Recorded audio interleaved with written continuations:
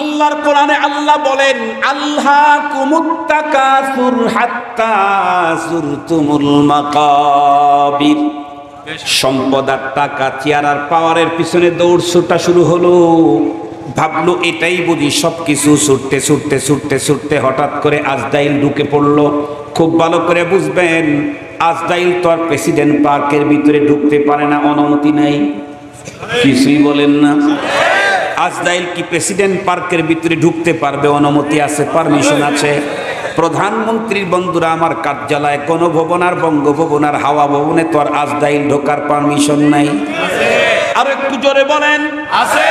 তাম পৃথিবীর সবচাইতে বড় মডেল আমেরিকার প্রেসিডেন্টের রুমে অনুমতি ছাড়া তো আর আজরাইল ঢোকার কোনো পারমিশন নাই। বন্ধুরা আমার, জাতিসংঘের মহাসচিব, তার কাছে আজরাইল ঢুকতে পারমিশন লাগে নাকি? বাসর ঘরে আজরাইল ঢুকতে কোনো পারমিশন লাগে নাকি? বউ ভাত খাওয়ার অনুষ্ঠানে আজরাইল ঢুকতে কোনো পারমিশন লাগে নাকি? লাগে না।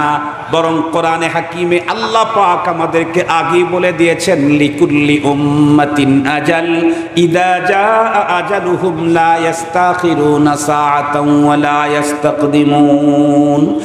মौत जिस दिन आ गई दुनिया की हालत क्या हुई, रूह तन से उड़ गई मुर्दा की हालत क्या हुई।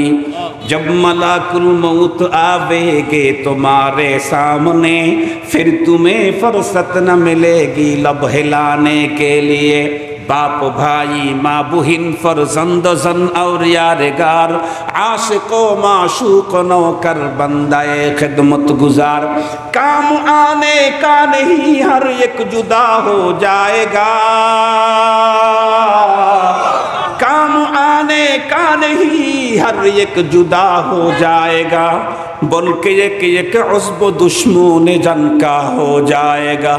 हुस्न तेरा चंद रोज आखिर फना हो जाएगा, हुस्न तेरा चंद रोज आखिर फना हो जाएगा, जिस पे तेरा नाज है वो खाक में मिल जाएगा। যার উপরে আমার আপনার অহমিকা, দাম্ভিকতা, গরম পাওয়ার, এগুলি তো একদিন মাটির সঙ্গে মিশে যাবে। সুন্দর চেহারা, তামাম দুনিয়ার যুবককে পাগল করার মতো সুন্দর চেহারা, এটাও একদিন মাটির সঙ্গে মিশে যাবে। বিশ্বাস যদি না হয়, বাংলাদেশের স্বাধীনতার স্থপতি, যিনি দেশটাকে শাসন করার জন্য, স্বাধীন করার জন্য জীবনের লম্বা টাইম পর্যন্ত কারাগার ভোগ করেছেন বঙ্গবন্ধু শেখ মুজিবুর রহমান। জীবনের ঝুঁকি নিয়ে লম্বা টাইম নিজের হায়াত কারাগারে বন্দি কাটাইলেন। অথচ দেশ স্বাধীন করার পরে 10 বছর 15 বছরও দেশের মজা নিতে পারলেন না। কবরটা খনন করলে তার একটা হাড্ডি পর্যন্ত খুঁজে পাওয়া যাবে না।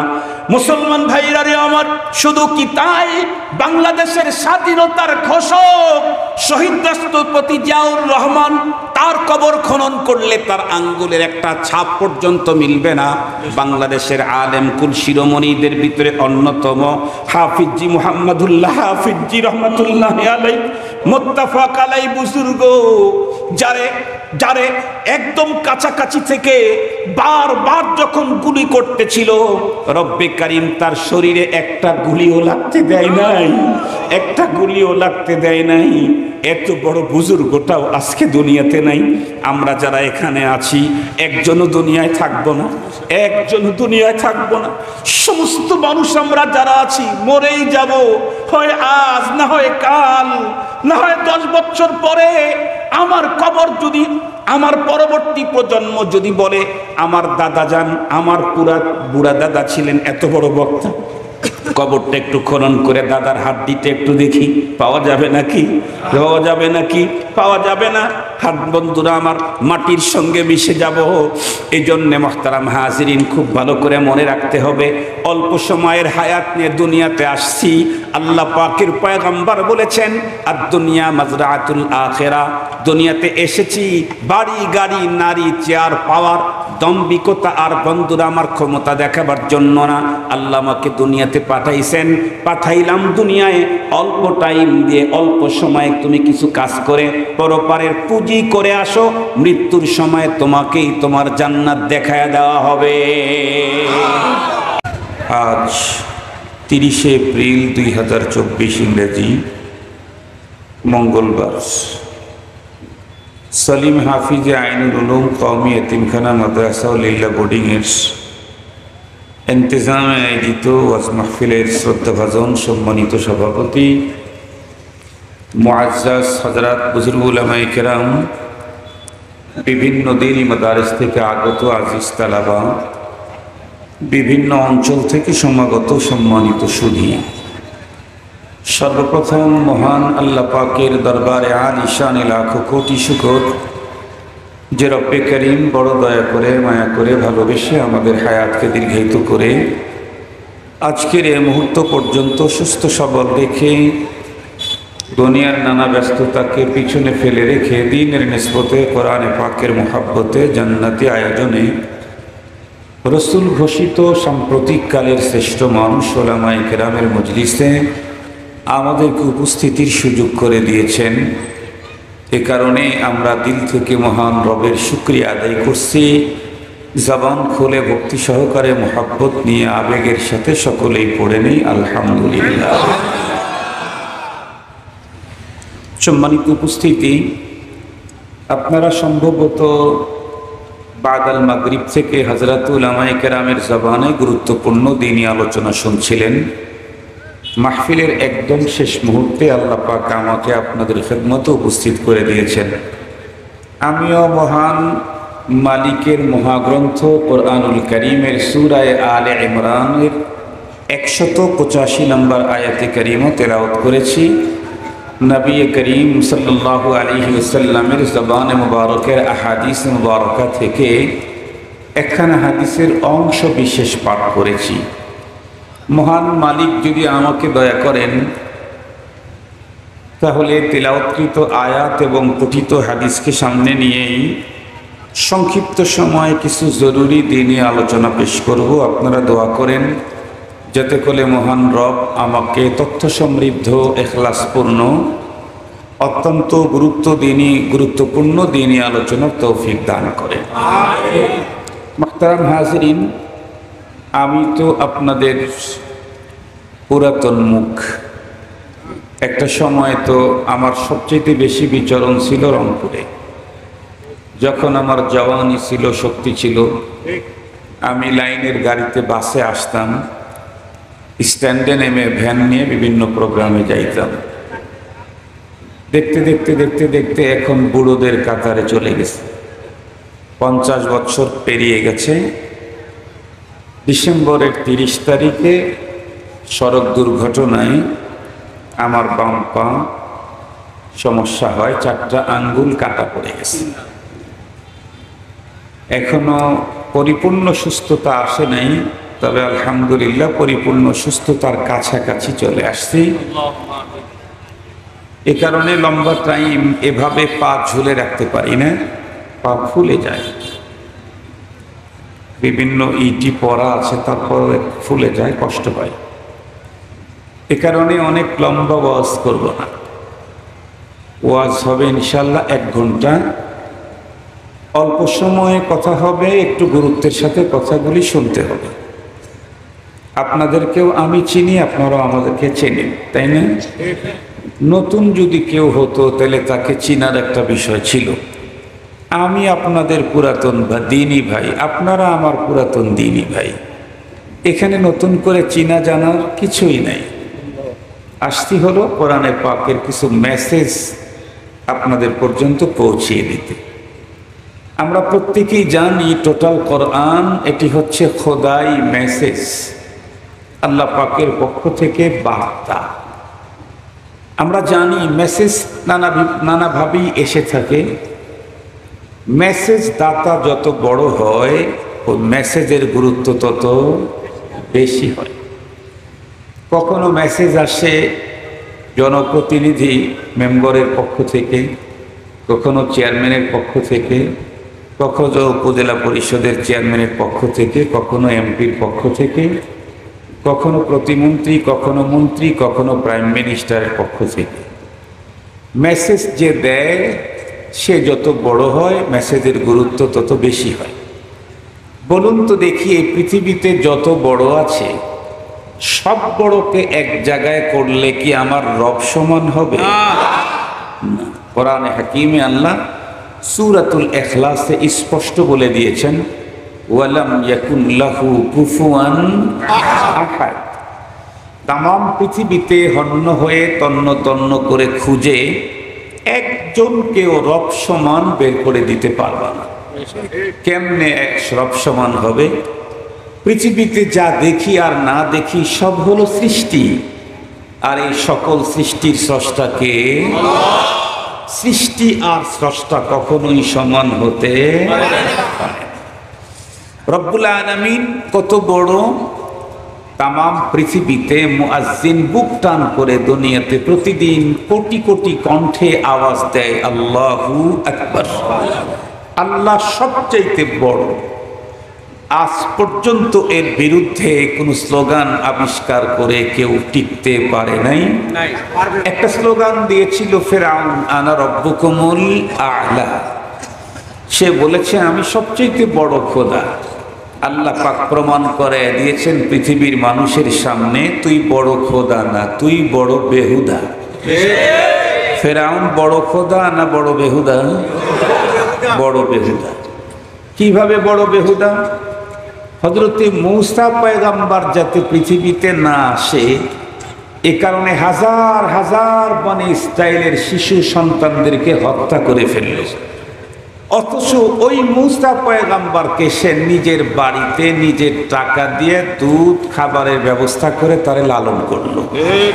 তাহলে বলেন তো দেখি, এর চাইতে স্ট্যান্ডার্ড বেহুদা পৃথিবীতে কি আর কেউ সানি কেউ হবে? না। আল্লাহ তাআলা দেখায় দিয়েছেন, তুই বড় খোদা না, তুই বড় বেহুদা। মুহতারাম হাজিরিন, ফিরআউন সারা জীবন আনা রব্বুকুমুল আ'লার স্লোগান দিলেও ফালাম্মা আদরাকাহুল গারক কোরআন শরীফের মধ্যে আছে, ফিরআউন যখন ডুবতে লাগছে, সারা জীবন তো পানি পান করছে এই এই এই এই কি বলে এই গর্তটা দিয়ে, এই জায়গা দিয়ে টন টন পানি পান করছে সারা জীবনে।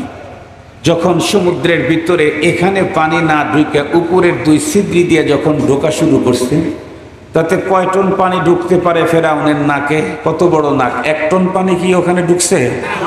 এক জগ, এক বদনা, অল্প কিছু পানি। এটার পরিবর্তে এই 2 ডেডে ঢুকছে। তখন ও কি বলে তা জানেন? ও তখন বলা শুরু করছে, ওগো আল্লাহ, আমি নিজে খোদা সাদার স্বাদ মিটে গেছে, আমি এখন এলান দিচ্ছি আমানতু বিল্লাযী আমানাত বিহি বানু ইসরাঈল। বনি ইসরাঈল যেই আল্লাহর উপরে বিশ্বাস আনছে, আমি সেই আল্লাহর উপরে বিশ্বাস আনলাম। এই কথা বলার সাথে সাথে আল্লাহ পাক বলেন, আল আন ওয়া ক্বাদ আসাইতা মিন ক্বাবল। এখন তুমি এই স্লোগান দিয়ে তো আর লাভ হবে না, কারণ টাইম শেষ হয়ে গেছে। টাইম শেষ হয়েছে, এখন আর স্লোগান দিয়ে লাভ হবে না। স্লোগানটা যদি আগে দিতা তাহলে কাজ হয়ে যেত। বলতেছিলাম, আমার রব সমান পৃথিবীতে কেউ নেই। আমি যে আয়াতে কারিমা পড়েছি, এই আয়াতে কারিমাতে আমাদের রব আমাদেরকে মেসেজ দিয়েছেন 4টা। কয়টা মেসেজ? কোন সূরা? সূরায়ে আলে ইমরান, আয়াত নাম্বার 185। মেসেজ কয়টা? 4টা। এই 4টা মেসেজ কি কি এটা বললেই আমার ওয়াজ শেষ। মুহতারাম হাজিরিন, সবচেয়ে বড় মজার কথা হলো, এই পৃথিবীতে আল্লাহকে অস্বীকার করার লোকের অভাব নাই। আমাদের দেশেও আছে না নাই? আছে। তামাম দুনিয়াতে রব অস্বীকার করার লোক আছে। অতীতেও ছিল, এখনো আছে, আগামী দিনে আরো কমবে না, বরং বাড়বে। কোরআনকে অস্বীকার করার লোক আছে, ইসলাম দ্বীন রসুলকে অস্বীকার করার লোক আছে। কিন্তু বড় মজার কথা হলো, রব্বুল আলামিন এই আয়াতে যে 4টা মেসেজ দিয়েছেন, এর প্রথম মেসেজটাকে অস্বীকার করার মতো মানুষ পৃথিবীতে আগেও ছিল না, এখনো নাই, কিয়ামত পর্যন্ত একজনও আসবে না। নাস্তিক বলেন, আস্তিক বলেন, হিন্দু বলেন, বৌদ্ধ বলেন, চারাল বলেন, মগ বলেন, ওই ফেরাউন বলেন, নমরুদ বলেন, হামান বলেন, সাদ্দাত বলেন, আবু জেহেল বলেন, উতবা বলেন, সাইবা বলেন, আজকের পৃথিবীর নব্য ফেরাউন আর আবু জেহেল যাকেই বলেন, আল্লাহ পাকের এই আয়াতের প্রথম মেসেজকে অস্বীকার করার ক্ষমতা কারো নেই। তো প্রথম মেসেজটা কি? আল্লাহ পাক বলেন, কুল্লু নাফসিন যায়িকাতুল মাউত। তর্জমা বুঝে ফেলছেন না আপনারা?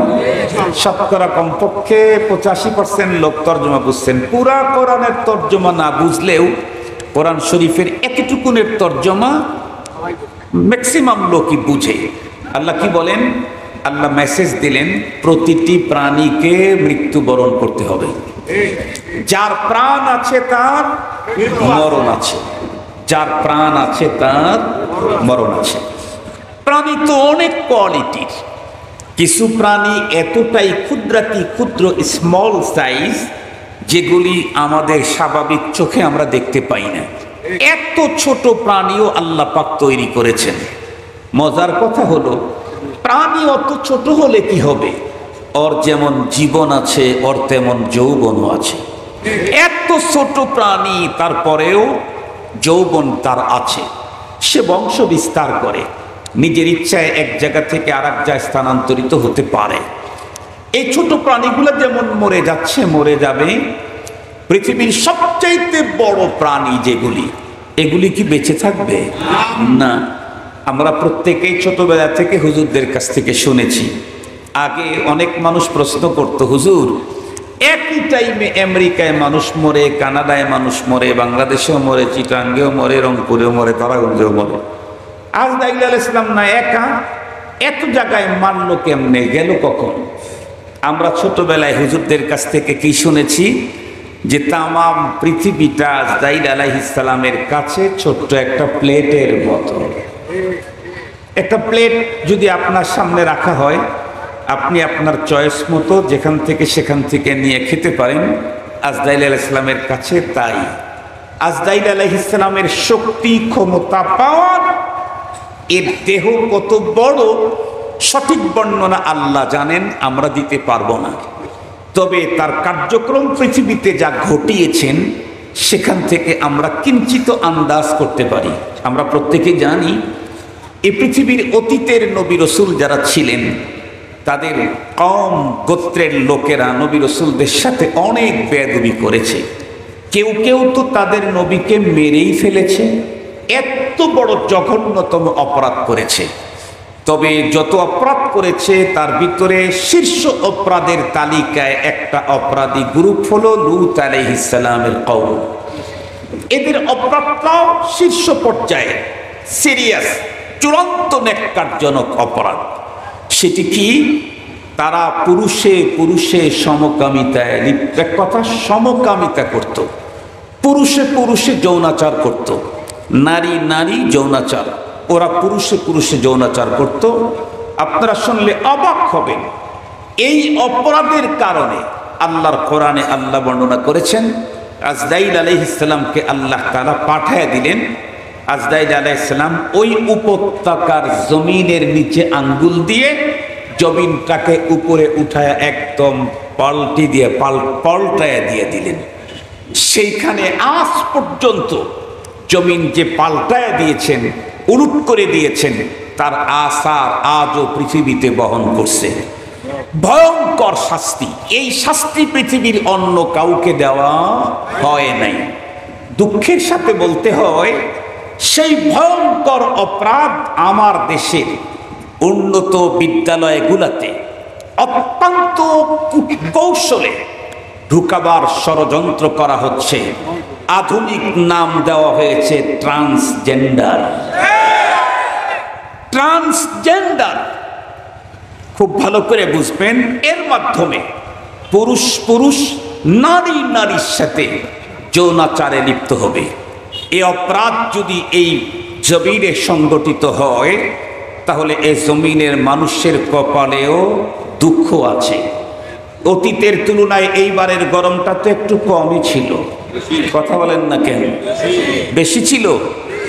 কতটুকু বেশি ছিল?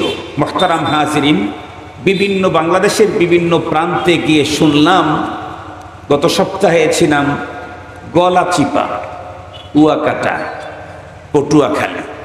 তারা বলল যে হুজুর 70-80 বছরের মানুষ, বয়সের লোকেরা বলল আমরা আমাদের লাইফেও কোনোদিন এই পরিমাণে হিট দেখি নাই। এগুলি কিন্তু রব্বে করিমের পক্ষ থেকে এগুলি সিগন্যাল দিচ্ছে। প্রথমে হলুদ লাল কার্ড দেখায় না হলুদ কার্ড দেখায়? আর একটু জোরে বলেন। এরপরে লাল কার্ড যখন দেখায় তখন আর সে ফিল্ডে থাকার সুযোগ পায় না। প্রচন্ড গরম তাপ দহ দিয়ে রব্বে করিম হলুদ কার্ড দেখাইলেন। এরপরে যদি অপরাধ বন্ধ না হয় তাহলে লাল কার্ড দেখাইলে কারো অস্তিত্ব পৃথিবীতে খুঁজে পাওয়া যাবে না। এই জন্য অপরাধ বন্ধ করতে হবে। মোহতারাম হাজিরিন, ট্রান্সজেন্ডার নিয়ে আমি আজকে কোনো আলোচনা করব না। মোহতারাম হাজিরিন, যে কথাটা আমি আপনাদের খেদমতে বলতে চাচ্ছি সেটি হলো কোরআনে হাকিমে আল্লাহ পাক স্পষ্ট বলে দিলেন যে প্রতিটি প্রাণীকে মৃত্যুবরণ করতে হবে। আজরাইল আলাইহিস সালামের পাওয়ার, ক্ষমতা, শক্তি, আঙ্গুল দিলেন, এক উপত্যকা টোটালটা উপরে উঠায়া পল্টি দিয়ে দিলেন। কি ক্ষমতা, কত হাজার পাখা তার আছে, কি পরিমাণে রান করতে পারেন, দেহ তার কত বড় সহজেই বোঝা যায়। এই আজরাইল আলাইহিস সালাম সকল প্রাণীর প্রাণ নাশ করার দায়িত্বে প্রধান, বিভাগীয় প্রধান। বলুন তো দেখি, সব মরে গেলে আজরাইল আলাইহিস সালাম তো মারা যাবে না? উনিও মারা যাবেন। তাই সমস্ত প্রাণীর প্রাণ যিনি কবজ করেন উনিও যদি মরে যান তাহলে অন্য কেউ বেঁচে থাকার প্রশ্নই আসে না। আমরা এই কথা প্রতিদিন শুনি, নিজেরা বলি মরে যেতে হবে, কিন্তু কখনো ভাবি নাই যে মরণ কত বড় ভয়ঙ্কর জিনিস। বলি প্রতিদিন, কিন্তু ভাবি নাই কোনোদিন যে মৃত্যু কত বড় ভয়ঙ্কর, কবর কত বড় ডেয়ারিং, এটি কখনো, কবর কত বড় ডেঞ্জারাস, এটি কখনো আমরা ভাবি নাই। শুধু বলি মরে যেতে হবে, আমাদেরকে মরে যেতে হবে। এ কারণে মরে যেতে হবে বলি, কিন্তু চরিত্র সুন্দর করি না। মরে যেতে হবে বলি, কিন্তু গুনাহ ছাড়ি না। মরে যেতে হবে বলি, অপরাধ ছাড়ি না। মরে যেতে হবে বলি, কিন্তু মালিকের সাথে বেয়াদবি বন্ধ করি না। মুহতারাম হাজিরিন, একটু ঠান্ডা মাথায় ভালো করে বোঝার জন্য চেষ্টা করবেন। মৃত্যু তো আছে, এটাকে অস্বীকার করার মতো মানুষ শয়তানও এটাকে অস্বীকার করে না। মৃত্যুকে অস্বীকার শয়তানও করে না। পৃথিবীর কোনো আবু জেহেলও মৃত্যুকে অস্বীকার করতে পারে না। আমরা যারা মুসলমান, আমরা কি শুধু মৃত্যুকে স্বীকার করি? না, আমাদের বিশ্বাস আরো অনেক আগানো। আমরা ছোট্টবেলায়, মনে পড়ে কিনা, ছোট্টবেলায় মর্নিং মক্তবে আগে তো চাটাইয়ের উপরে মানুষ নামাজ পড়তো। প্লাস্টার তো ছিল না, টাইলস তো না, আমি জানতো না, মার্বেল পাথর, ওরে আল্লাহ, তো মানুষ চোখেই তখন দেখে নেই। ওই ভাঙ্গা চাটাইয়ের উপরে সকালবেলার গ্রাম্য মুন্সি আমাদেরকে কিছু শব্দ শিখিয়েছিলেন। সেই শব্দগুলি দেখেন তো, আমি বললে আপনাদের মনে পড়ে নাকি? আমানতু বিল্লাহি ওয়া মালাইকাতিহি ওয়া কুতুবিহি ওয়া রুসুলিহি ওয়াল ইয়াউমিল আখিরি ওয়াল কদরি খাইরিহি ওয়া শাররিহি মিনাল্লাহি তাআলা ওয়াল বা'সি বা'দাল মাউত। মনে পড়লো কি? জীবনে কখনো পড়েছিলেন? জানেন কি গ্রাম্য মুন্সির এই কয়েকটা কালিমার কত দাম? এটা জানেন না। পড়ছেন সকালবেলায় মর্নিং মক্তবে গ্রাম্য মুন্সির কাছে, যে মুন্সির কেউ দামই দেয় না, যে মুন্সির কোনো মূল্যই নাই। কিন্তু জানেন কি, এই মুন্সি ভাঙ্গা চাটাইয়ের উপরে বসে আমার আপনার সিনাতে কি সম্পদ দিয়েছেন জানেন কি? আল্লাহর নামের কসম করে বলছি, পৃথিবীকে চ্যালেঞ্জ করে বলছি, নো তারাগঞ্জ, রংপুর, বাংলাদেশ না, তাম পৃথিবীকে চ্যালেঞ্জ করে বলছি, তাম দুনিয়াতে যত উন্নত মানের বিশ্ববিদ্যালয় আছে, আমেরিকান কি বলে, লন্ডনের অক্সফোর্ড থেকে শুরু করে বাংলাদেশের ব্রিটিশ প্রতিষ্ঠিত একমাত্র প্রতিষ্ঠান এডওয়ার্ড থেকে শুরু করে, আমেরিকান ইউনিভার্সিটি থেকে শুরু করে তাম পৃথিবীতে জ্ঞান বিজ্ঞানের যত বড় ইউনিভার্সিটি আছে, সমস্ত ইউনিভার্সিটি দুনিয়ার মানুষকে যত ডিগ্রি অর্জন করায় দিবে, সবগুলাকে যদি এক পাল্লায় উঠানো হয়, এর চাইতে মর্নিং বক্তব্যে মুন্সির শিখানো এ কালিমার দাম কোটি গুণে বেশি। চ্যালেঞ্জ তামাম পৃথিবীকে, চ্যালেঞ্জ তামাম পৃথিবীকে। আপনি টাকাওয়ালা হতে হতে না হয় বিল গেটসকে হার মানায় দিবেন, আপনি চেয়ার আর পাওয়ারের মালিক হতে হতে না হয় আমেরিকার চাইতে বড় কোনো পাওয়ারের মালিক হবেন, আপনি আবিষ্কারক হতে হতে না হয় আলী ইবনে সিনা সহ আরো বিজ্ঞানীদেরকে পিছিয়ে ফেলাবেন, আরো অনেক কিছু অর্জন করতে পারবেন। কসম আল্লাহ, মর্নিং বক্তব্যে হুজুর যেই কালিমা শিখিয়েছিল, এই কালিমা যদি না থাকে পরপারের জীবনে মুক্তির কোনো সম্ভাবনাই নাই, কোনো সম্ভাবনা নেই। আপনি বিশ্বসেরা সায়েন্টিস্ট, আপনি জগৎ বিখ্যাত আবিষ্কারক, আপনি দুনিয়ার সবচাইতে বড় চিকিৎসক, আপনি দুনিয়ার মধ্যে সবচাইতে বড় বড় লোক, কিন্তু এই কালিমা আপনার কাছে নাই। কসম আল্লাহ, এই কালিমা বাদ দিয়ে ওই ডিগ্রি দিয়ে পরপারে মুক্তির কোনো পথ নাই। মুসলমান ভাইরা রে, আমার কথা ভালো করে বুঝবেন।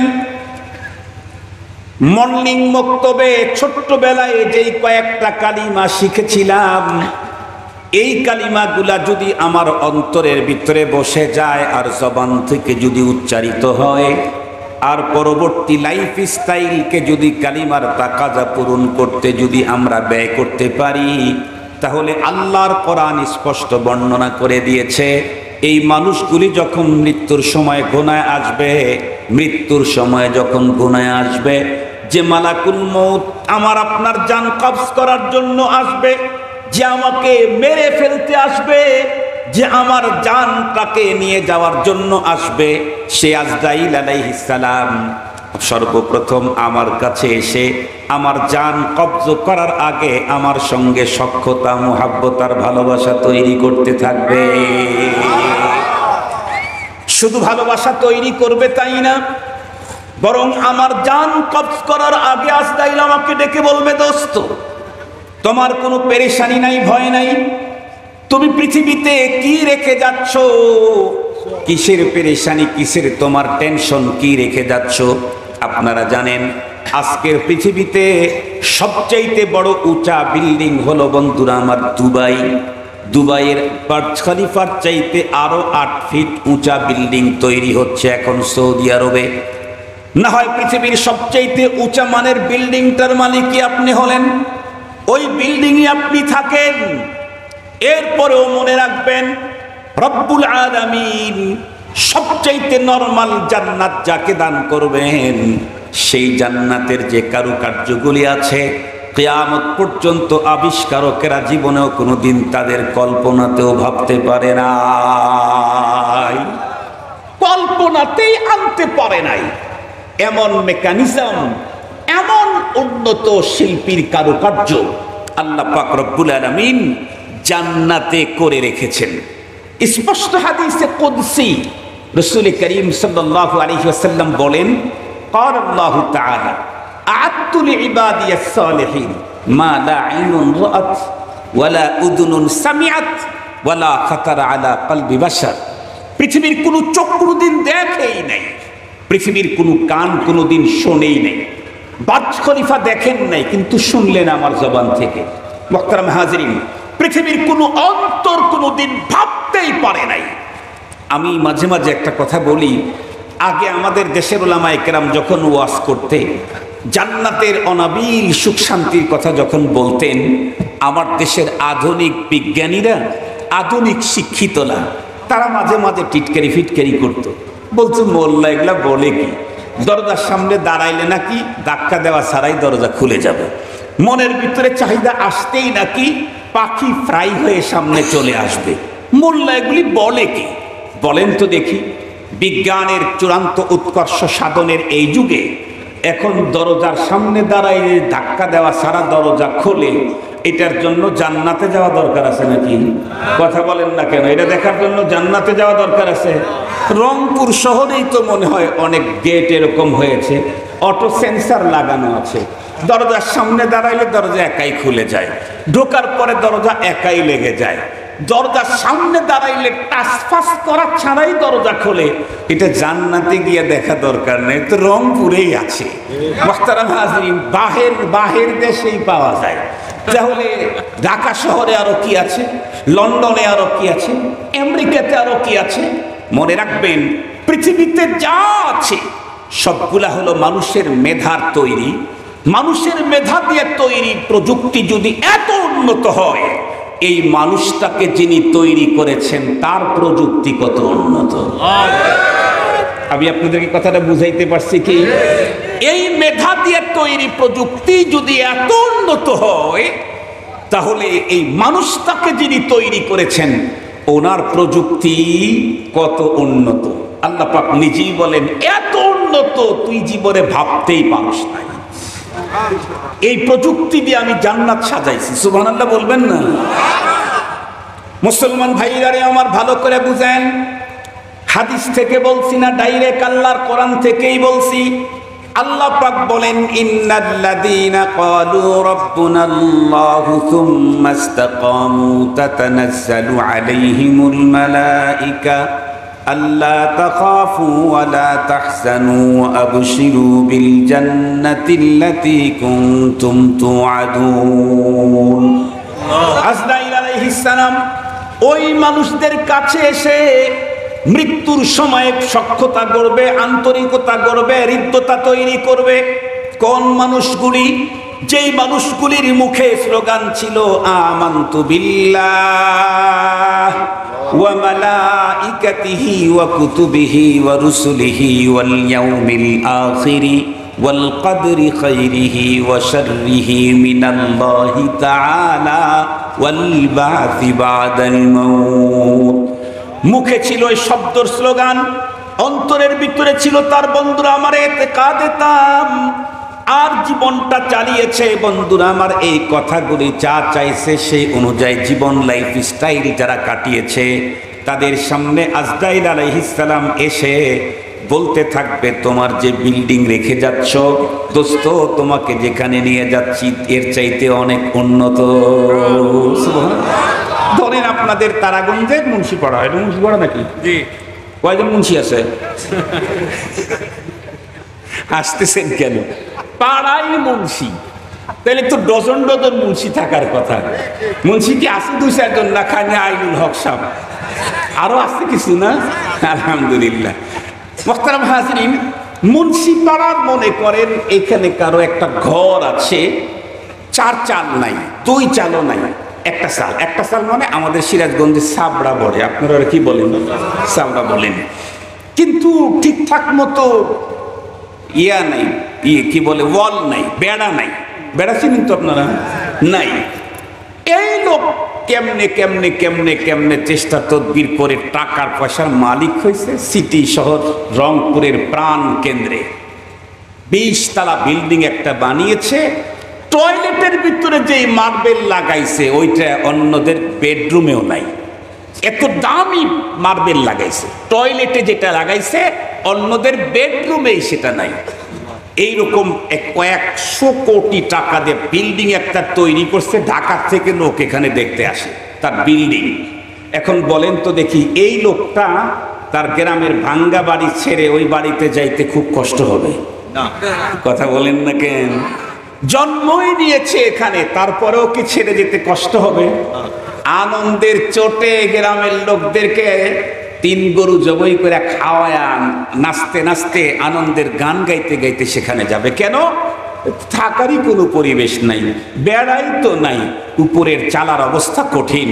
আর এখন যে বাড়ি তাকে বানাইছে, যে বাড়ির মালিক, ঢাকার লোক দেখতে আসে। মুহতারাম হাজিরিন, এই পৃথিবীর কেউ যদি বুর্জ খলিফার মালিক হয়, তার চাইতে উন্নত মানের বিল্ডিং এরও মালিক হয়, মৃত্যুর পরে ইমানের কারণে রব যে বিল্ডিং দিবেন তার তুলনায় এগুলি কিছু না, কচুও না। কিছুও না, কথা বলেন, কিছুও না, কচুও না। মুসলমান ভাইরা রে আমার কথা ভালো করে বুঝবেন। আমাদের আলোচনা চলতেছিল হলো আগের উলামায়ে কেরাম আমাদেরকে বলতেন ওয়ালাকুম ফিহা মা তাশতাহি আনফুসুকুম ওয়ালাকুম ফিহা মা তাদউন নুজুলাম মিন গফুরির রহিম। নাই কো শেথা নামাজ রোজা নাই তো কোনো কাম, আছে শুধুই প্রেম প্রীতি আনন্দ আরাম। বেহেশত আজা কে আজারে নবাশাদ, কাসে রাবা কাসে কারে নবাশাদ। জান্নাত তো এমনই জায়গা, মানুষ যদি বলে আমার এটা চাই, সেটা যেমন তার সামনে হাজির করা হবে। মুখ খুলে বলে নাই, অন্তরের ভিতরে চাহিদা এসেছে, যদি এমনটি হতো সঙ্গে সঙ্গে সেটাও বন্ধুরা আমার তার সামনে হাজির করে দেওয়া হবে। খুব ভালো করে বুঝবেন, এই তথ্যগুলি একটা সময় আমাদের দেশের আধুনিক ব্যক্তিরা বিশ্বাস করত না। বিজ্ঞানের উৎকর্ষ সাধনের কারণে কোরআন হাদিসের কথাগুলি এখন মানুষের সামনে দিবালোকে ন্যায় স্পষ্ট হয়ে যাচ্ছে। কিতাবের ভিতরে এসেছে মৃত্যুকালীন সময়ে যেই ব্যক্তির পুঁজিতে আছে আমান্তু বিল্লাহর পুঁজি, যে ব্যক্তির চালানে আছে অন্তরে আছে আমান্তু বিল্লাহর, মুখে আছে স্লোগান, ওই ব্যক্তির সামনে আজরাইল আলাইহিস সালাম এসে বলতে থাকে কোনো পেরেশানি করো না, তোমার জন্য জান্নাত। সে যে কত সুন্দর। এত ওয়াজ করার পরেও কখনো কখনো আমান্তু বিল্লাহর স্লোগানওয়ালা কারো কারো দিলটা তখনও দুনিয়া থেকে পরপারের দিকে যেতে চায় না।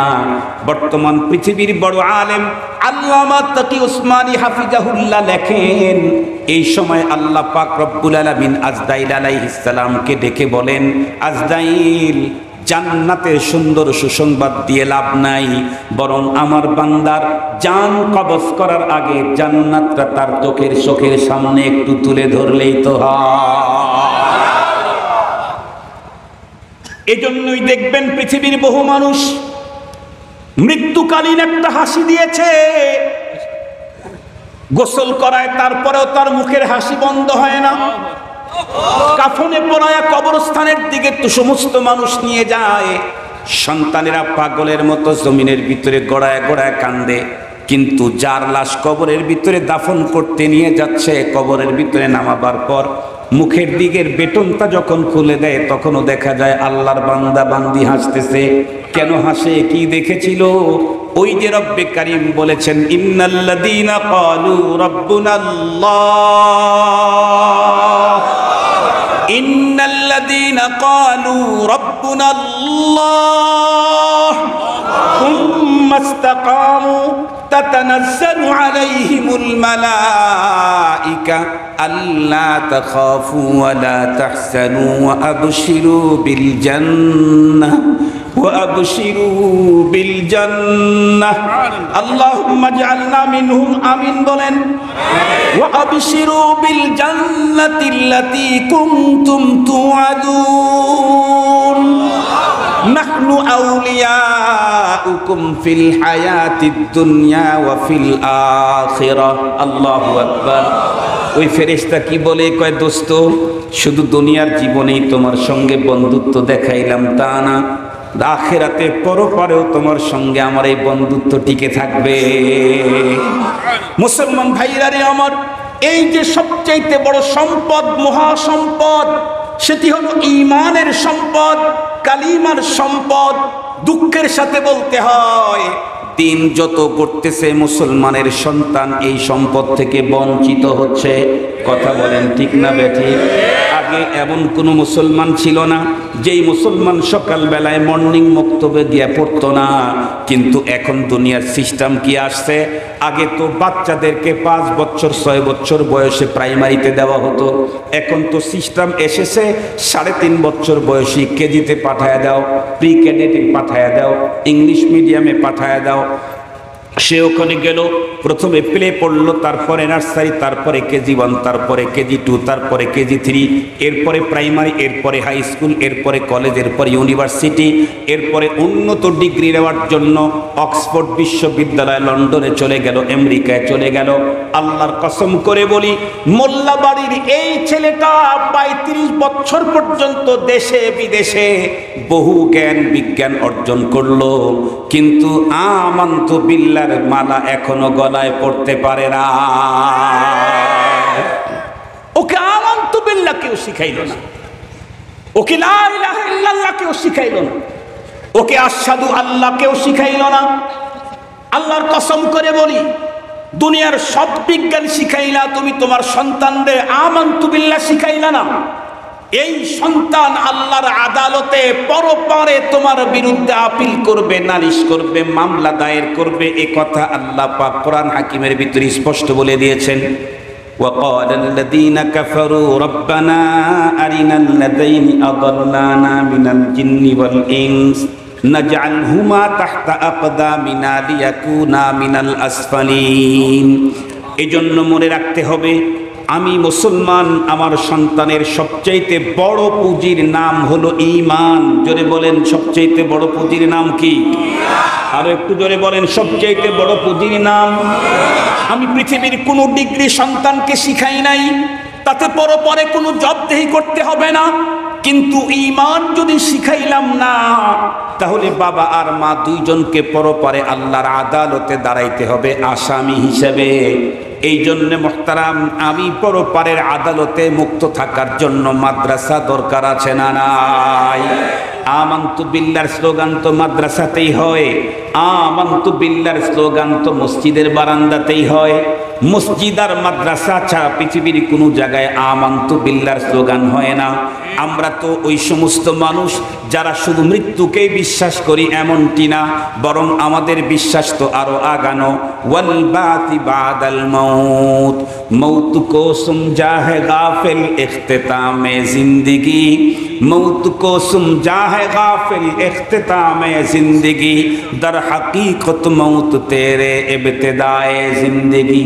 कदम सूए मरकद नजर सूए दुनिया, कदम सूए मरकद नजर सूए दुनिया, किधर जा रहा है किधर देखता है, ये चमन ये चमन ये चमन सहरा भी होगा, ये खबर बुलबुल को दो, ये चमन सहरा भी होगा, ये खबर बुलबुल को दो, ताकि अपनी जिंदगी को सूच कर कुर्बा करे।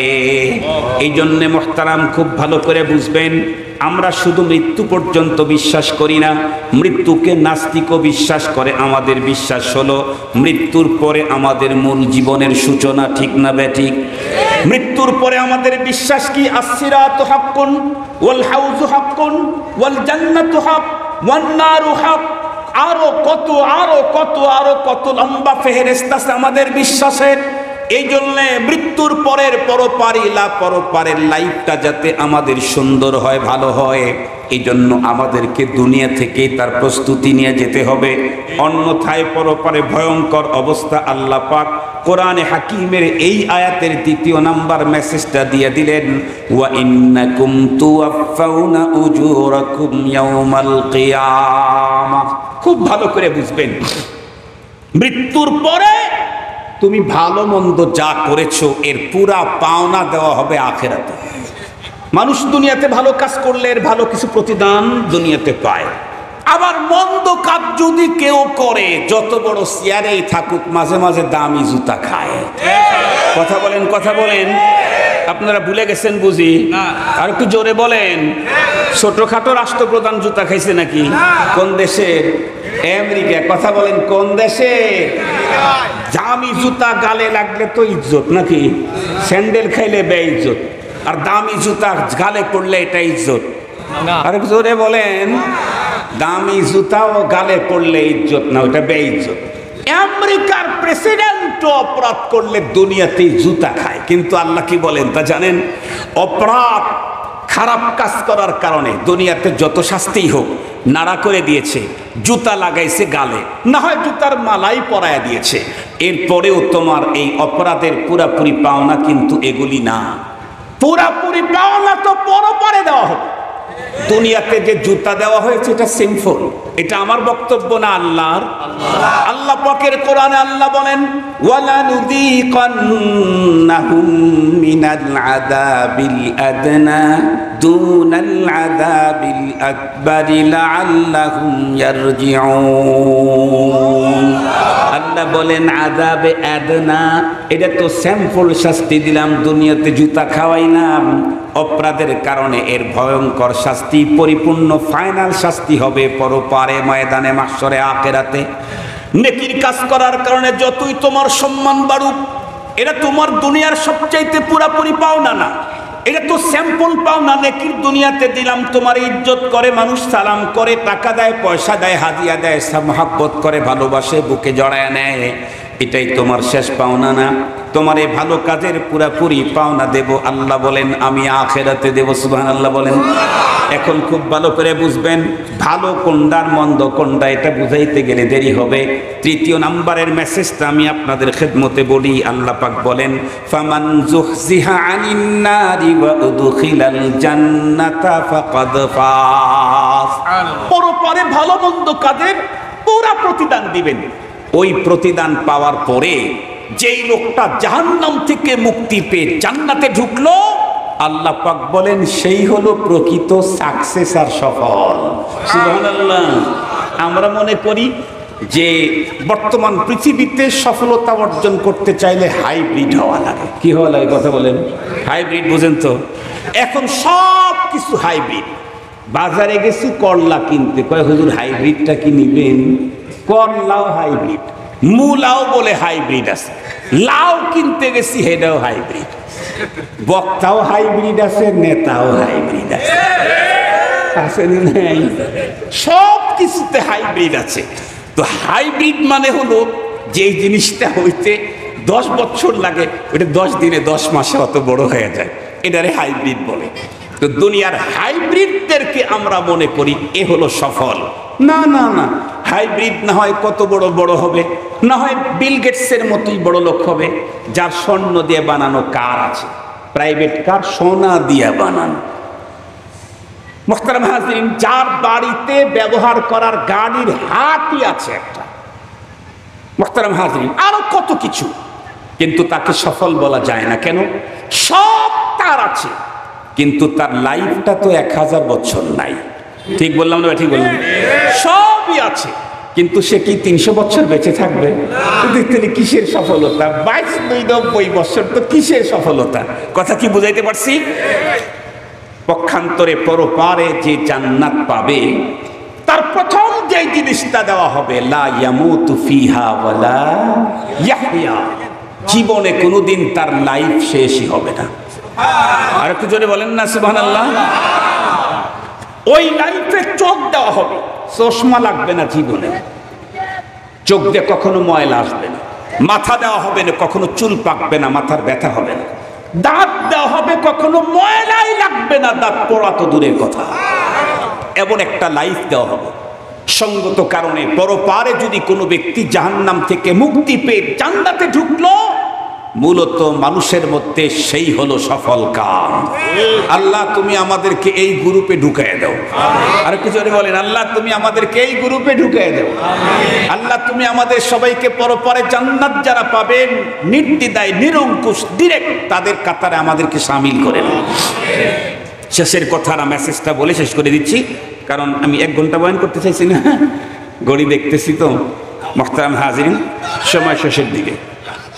না না ভাই, শোনেন শোনেন শোনেন শোনেন শোনেন, আমারটা একটু শুনেন। আপনার শুনছি তো, আপনি বাড়ায় চাইছেন। এই তো একজন অসুস্থ ব্যক্তির উপরে দয়া করতে হয় না, ওর ঘাড়ে জুলুম চাপায় দেওয়া লাগে। আমি আচ্ছা আচ্ছা, অসুবিধা নাই।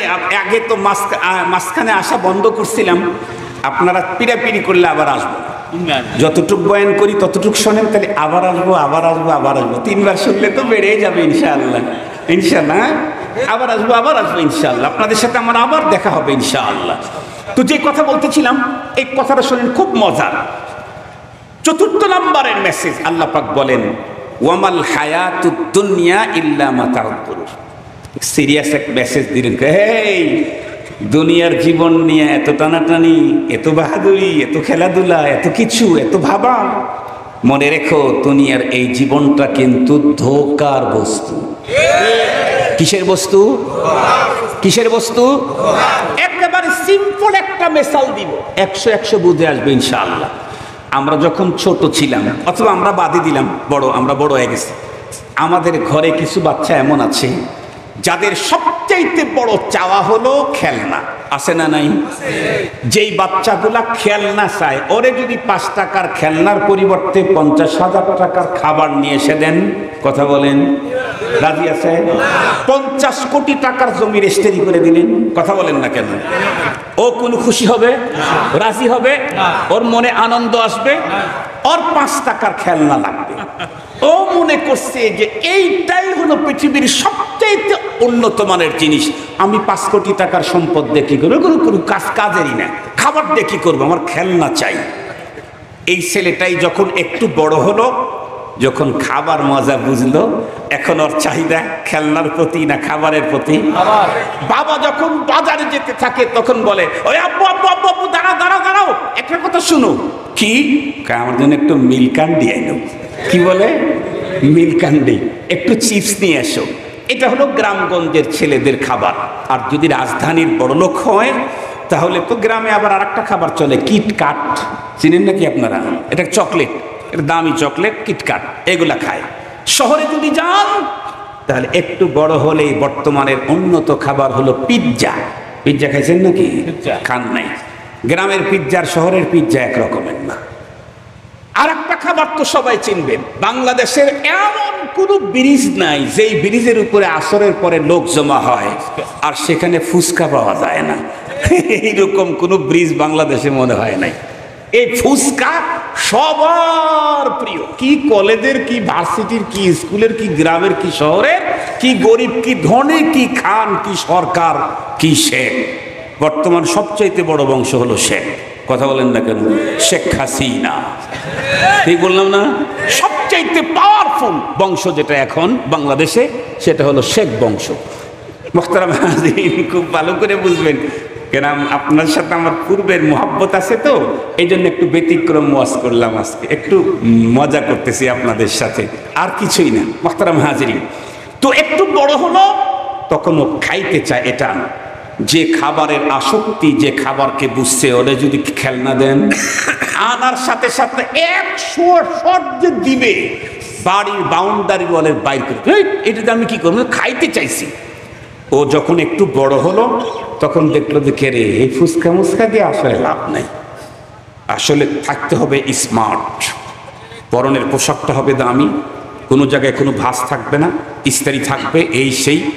তখন এই পোশাক আর সৌন্দর্যের উপরে সে খুব। ওই সময় যদি কোনো ভাই বোন আর ইস্তারি করা জামাতে একটু দাগ লাগাইছে, এমন থাপ্পড় লাগায় দাঁত একটা নড়ে গেছে। হয় না? হয় না? এ ঘটনা ঘটছে না? ঘটে না? ওই সময় কিসের উপরে ছিল আসক্তি? জামা কাপড়, এই বডি, এটা সৌন্দর্য করো, মনে করছে এটাই সব কিছু, এর বাইরে আর কিছু নাই।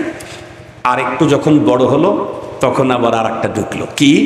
হ্যাঁ, তখন টাচ ফোন লাগবে, আইফোন লাগবে, আর লাগবে R15।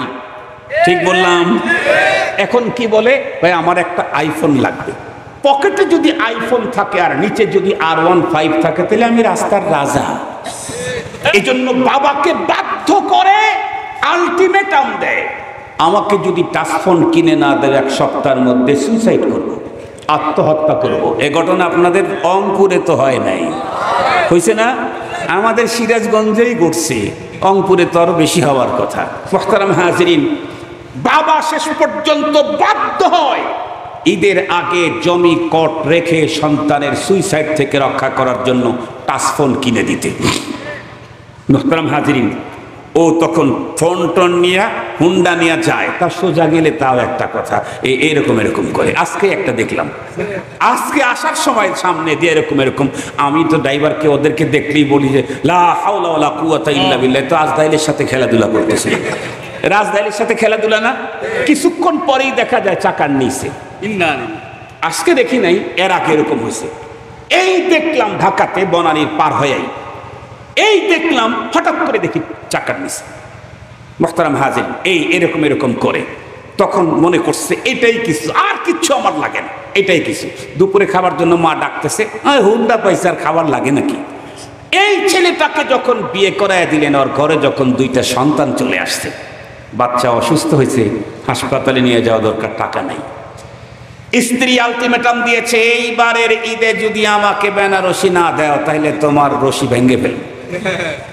এখন ও চিন্তা করলো, ধান্দা ভেঙে গেল। কি R15 আর আইফোন দিয়ে কি হবে যদি সন্তানের চিকিৎসাই করতে না পারি, যদি স্ত্রীর চাহিদাই মিটাইতে না পারি? তখন ওর মাথার ভিতরে একটা ঢুকলো, কি এগুলির কোনো লাভ নাই, লাভ হলো টাকা লাগবে, টাকা। যেই ছেলে তার বাবাকে বাধ্য করলো কয়েক ঈদ আগে জমি কট লাগায় আইফোন কিনে দিতে, সেই ছেলে এবার ঈদের আগে কি করে, ছোট্ট একটা ব্যবসা শুরু করছে, ভালো সেল হচ্ছে।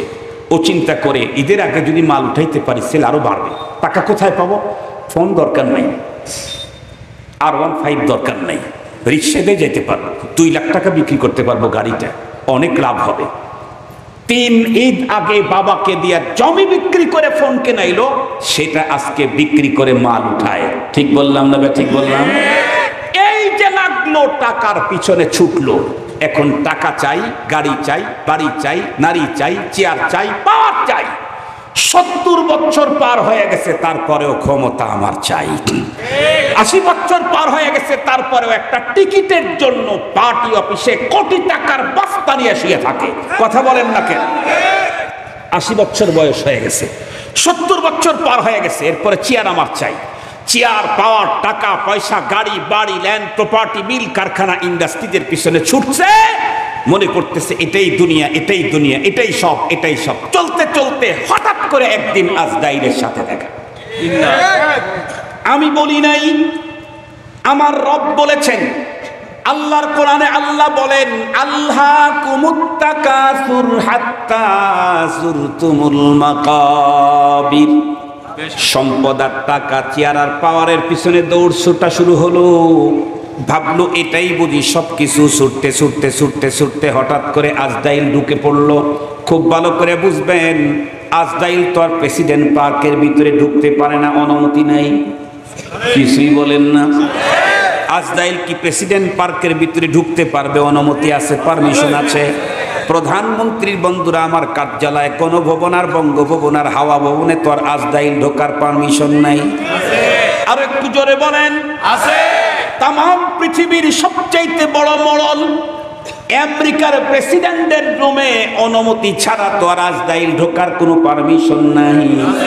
বন্ধুরা আমার, জাতিসংঘের মহাসচিব, তার কাছে আজরাইল ঢুকতে পারমিশন লাগে নাকি? বাসর ঘরে আজরাইল ঢুকতে কোনো পারমিশন লাগে নাকি? বউ ভাত খাওয়ার অনুষ্ঠানে আজরাইল ঢুকতে কোনো পারমিশন লাগে নাকি? লাগে না।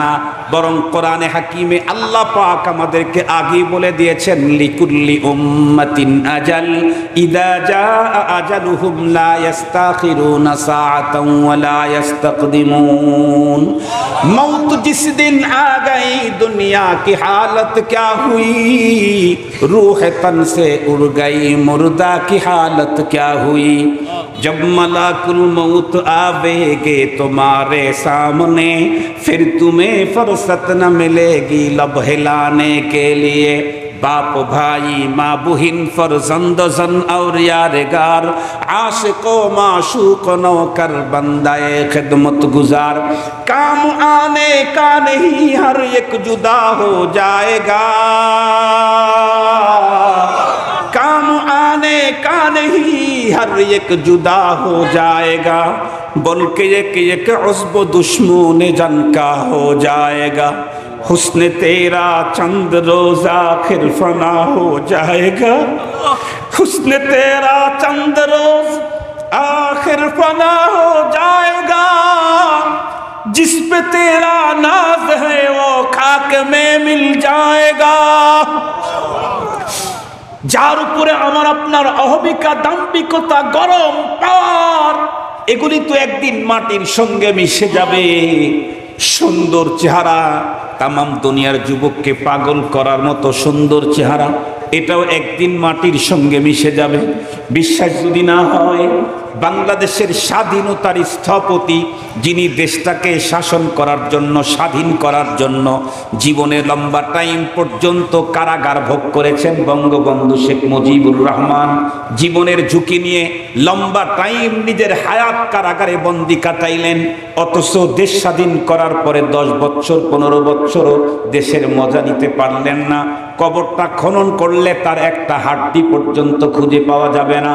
মুসলমান ভাইরা রে আমার, শুধু কি তাই, বাংলাদেশের স্বাধীনতার ঘোষক শহীদ রাষ্ট্রপতি জিয়াউর রহমান, তার কবর খনন করলে তার আঙ্গুলের একটা ছাপ পর্যন্ত মিলবে না। বাংলাদেশের আলেম কুল শিরোমণিদের ভিতরে অন্যতম হাফিজি মুহাম্মদুল্লাহ হাফিজি রহমাতুল্লাহ আলাইহি, মুত্তাফাক আলাই বুজুর্গ, যারে একদম কাছাকাছি থেকে বারবার যখন গুলি করতেছিল, রব্বে কারিম তার শরীরে একটা গুলিও লাগতে দেয় নাই, একটা গুলিও লাগতে দেয় নাই। এত বড় বুজুর্গটাও আজকে দুনিয়াতে নাই। আমরা যারা এখানে আছি একজনও দুনিয়ায় থাকবো না, একজনও দুনিয়ায় থাকবো না। সমস্ত মানুষ আমরা যারা আছি মরেই যাব, হয় আজ, না হয় কাল, না হয় 10 বছর পরে। আমার কবর যদি, আমার পরবর্তী প্রজন্ম যদি বলে আমার দাদা যান, আমার বুড়া দাদা ছিলেন এত বড় বক্তা, কবরটা একটু খনন করে দাদার হাড্ডিতে একটু দেখি, পাওয়া যাবে নাকি? পাওয়া যাবে নাকি? পাওয়া যাবে না। হাত বন্ধুরা আমার, মাটির সঙ্গে মিশে যাব। এই জন্যে মুহতারাম হাজিরিন, খুব ভালো করে মনে রাখতে হবে, অল্প সময়ের হায়াত নিয়ে দুনিয়াতে আসছি। আল্লাহ পাকের পয়গম্বর বলেছেন, আদ-দুনিয়া মাজরাআতুল আখিরা, দুনিয়াতে এসেছি বাড়ি গাড়ি নারী চেয়ার পাওয়ার দম্ভিকতা আর বন্ধুরা আমার ক্ষমতা দেখাবার জন্য না। আল্লাহ আমাকে দুনিয়াতে পাঠাইছেন, পাঠাইলাম দুনিয়ায় অল্প টাইম দিয়ে, অল্প সময়ে তুমি কিছু কাজ করে পরপারের পুঁজি করে আসো, মৃত্যুর সময় তোমাকেই তোমার জান্নাত দেখায়া দেওয়া হবে। এই জন্য আল্লাহ পাকের রাসূল বলেন, আল কাইয়িস মান দানা নাফসাহু ওয়া আমিলা লিমা বাদাল মাউত। পৃথিবীর সবচেয়ে বড় বুদ্ধিমানকে বলে অনেক গাড়ি করেছে, না না, অনেক বাড়ি করেছে, না না, দীর্ঘদিন পর্যন্ত ক্ষমতায় ছিল, না না না, অনেক বেশি ডিগ্রি অর্জন করেছে, না। তাহলে বড় বুদ্ধিমান কে? আল্লাহর পয়গম্বর বলেন, দুনিয়াতে থেকে পরপারের পুঁজি যেই লোকটা করে সেই হলো বুদ্ধিমান। আমাদেরকে দুনিয়া থেকে পরপারের পুঁজি করতে হবে।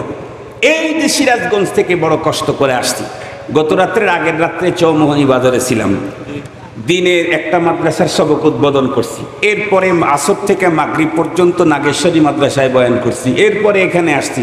ওই টাইম ঠিক রাখে না, অনেক পরে দিয়েছে, যাইতে যাইতে ফজর হয়ে গেছে।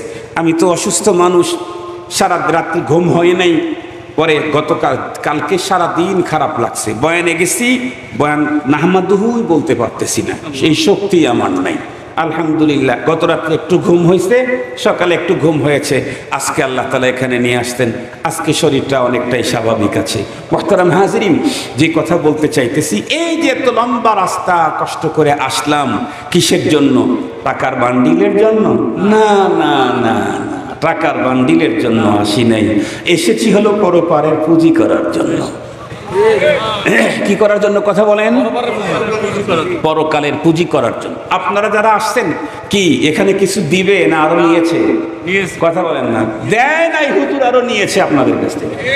আমি কি আপনাদেরকে খালি ছেড়ে দেব মনে করছেন? আমিও কিছু নিয়েই ছাড়বো ইনশাআল্লাহ।